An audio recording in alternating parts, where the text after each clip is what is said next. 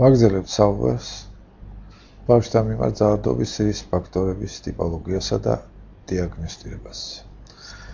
ამჯერად ვისაუბროთ მოზარდთა დევიაციურ ქცევებზე. დევიაციური ქცევა საზოგადოების მიერ მიღებული სამართლებრივი, მორალური და კულტურული ნორმებიდან გადახრილი ქცევაა. ამგვარი ქცევები ხშირად დამახასიათებელია მოზარდებისათვის. მათი გამოვლენის ფორმები მეტად მრავალფეროვანია.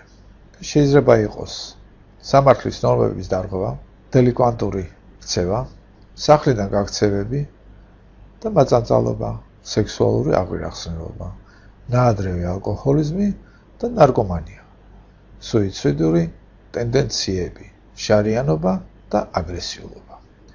ეს დარღვევები გამოიხატება როგორც მოზარდის პრაქტიკულ ქმედებებში, ასევე მის სურვილებში, მსჯელობებსა და გამონათქვამებში. დევიაციური ქცევების ორი ჯგუფი არსებობს. ეს არის ასოციალური და პათოლოგიური ქცევები. ასოციალური ქცევების დროს ირღვევა სამართლებრივი, მორალური, სოციალური და კულტურული ნორმები. ასეთი ქცევები არაა გამოწვეული ნერვულ-ფსიქიკური ფაქტორებით, არ თავსდება ფსიქიატრიის ჩარჩოებში. რაც შეეხება პათოლოგიურ ქცევებს, ისინი გადახრილია ფსიქიკური ჯანმრთელობის ნორმებიდან და გულისხმობენ აშკარა ან ფარული ფორმის ფსიქოპათოლოგიურ არსებობას. მათი ძირითადი კრიტერიუმებია ფსიქიატრული სფერო. მოზარდთა სოციალურ-ფსიქოლოგიური დევიაციების გავრცელებული ფორმებია შემდგომი. ემანსიპაციის რეაქცია.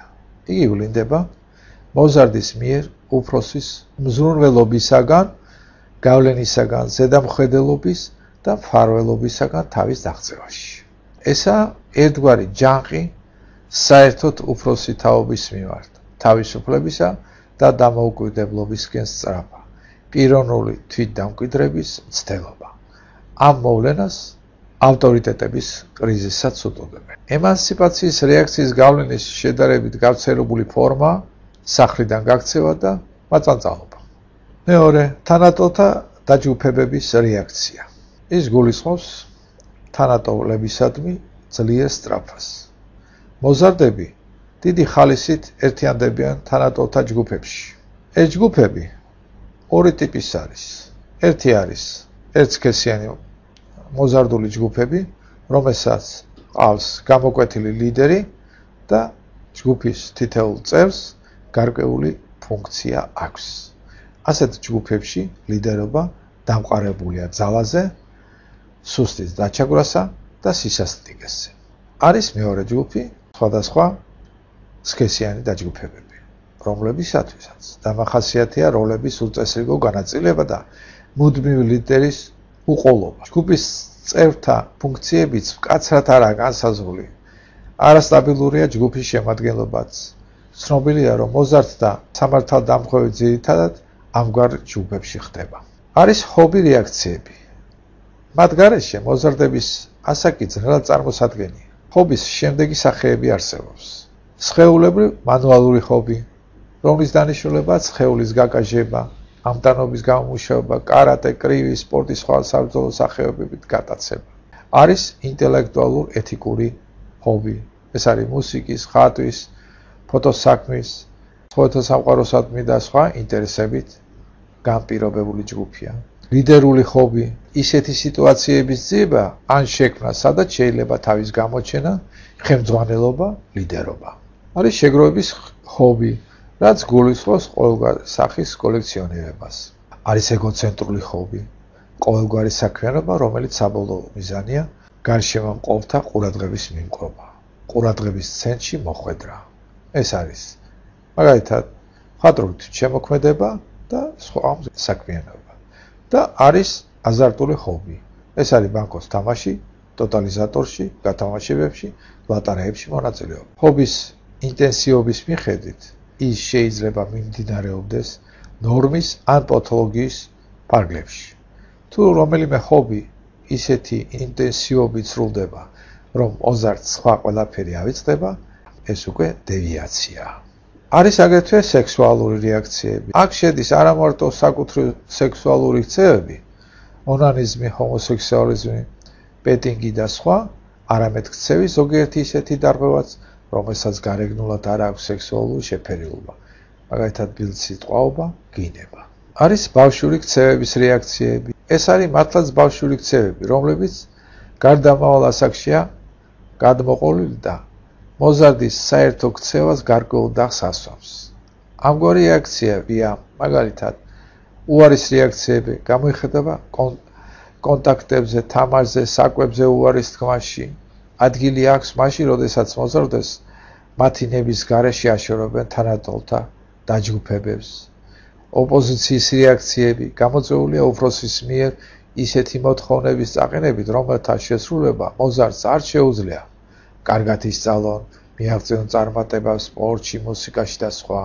აგრეთვე მშობელთა მხრიდან ყურადღების ნაკლებობით, ოჯახში დედინაცვლის ან მამინაცვლის შემოსვლით, ახალი წევრის გამოჩენით და სხვა. ეს არის ჯიბრიანი დემონსტრაციული გამომწვევი ქცევები. არის ეგეთი იმიტაციის რეაქციები, რომელიც გულისხმობს რომელიმე კონკრეტული პიროვნების ქცევის მიბაძვას, განსაკუთრებულად გამორჩეული და პოპულარული თანატოლები, როკ-მუსიკის ან სპორტის აღიარებული კერპები. ეს რეაქციები ქცევის სერიოზულ დარღვევად მაშინ იქცევა, როდესაც მოზარდი მისაბაძ ობიექტად ასოციალური ქცევის პირებს ირჩევს. არის კომპენსაციის რეაქციები.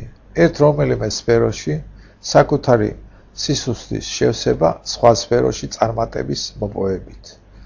ფიზიკური სისუსტის ანაზღაურება, კარგი სწავლით, სწავლაში წარუმატებლობას ანაზღაურება ხდება ქცევის ნორმების გამგებ დარღვევით ან ვაჟკაცური ქცევით. ეს ქცევი დევიაციის ფორმას მაშინ იღებენ, როცა მოზარდი მაშინ შიშის კომპენსაციას უაზრო და გაუმართლებელი რისკის ხარჯზე აღწევს. ყველა ჩამოთვლილი რეაქცია მოზარდობის ასაკში შეიძლება გამოვლინდეს როგორც ნორმის, ისე დევიაციის ფორმით. ნორმალური ქცევისაგან პათოლოგიური ქცევები იმით განსხვავდება, რომ ისინი არაადეკვატურ სიტუაციებში აღმოცენდება. მათთვის დამახასიათებელია განსხვავებული მიზეზები. ერთი და იგივე რეაქციით პასუხი ქცევის ისეთი უკიდურესი ფორმით გამოვლენა, რომელიც არაა დამახასიათებელი იმ ჯგუფის წევრებისათვის, რომელშიც მოზარდია გაერთიანებული. ბავშვები ალკოჰოლიზმით დავადებული ოჯახებიდან სხვადასხვა პრინციპს ითვისებენ. მათთვის დამახასიათებელია სამი პრინციპი. ერთი, ეს არის არ დაიჯერო, ასეთ ოჯახში ბავშვი ხშირად დანაპირებს არ ასრულებენ, რის გამოც ის მუდმივად იმედგაცრუებასა და გაურკვევლობაშია. მას ზრუნვა და ყურადღება აკლია. ბავშვი თავს დაუცველად გზნობს როგორც ოჯახში, ისე ოჯახს გარეთ. იგი ადამიანებს არ ენდობა, მათი არჯერა საპასუხო თვითონაც ტყუილებს ამბობს, ხშირად განსაკუთრებული აუცილებლობის გარეშეც. მეორე პრინციპი, ეს არის არ თქვა. ამგვარ ოჯახებში არ აინტერესებს და არ საუბრობენ ბავშვის გაცდების, სურვილების, მიღწევების შესახებ. ამას გარდა ოჯახი ცდილობს იზოლირებული იყოს სხვა ოჯახებისაგან. ბავშვი რა ხერხებს ოჯახის წევრებისათვის ან სხვა ახლობლებისათვის ვერც თავისი მიღწევების, ვერც პრობლემების გაზიარებას. ამიტომ მას მარტოობის განცდა და შიში ეუბნება. ოჯახში აკრძალული ტაბუირებული თემების რაოდენობა იზრდება. არ თქვა, რომ დედამ ისევ დალია, არ თქვა, რომ მამამ დამარტყა და სხვა მსგავსი. და მესამე, ეს გახლავთ არ იგრძნო.